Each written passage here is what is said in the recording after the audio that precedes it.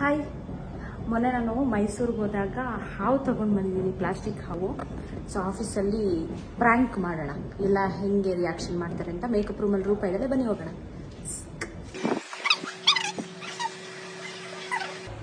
ಅಲ್ಲೇ ಸ್ಟ್ರೇಟ್ನರ್ ಇದೆ, ಎತ್ಕೋ.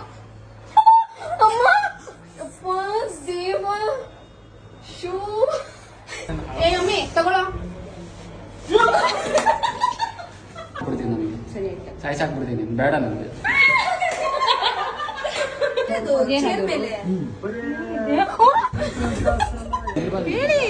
ತಗೊಳ್ತು.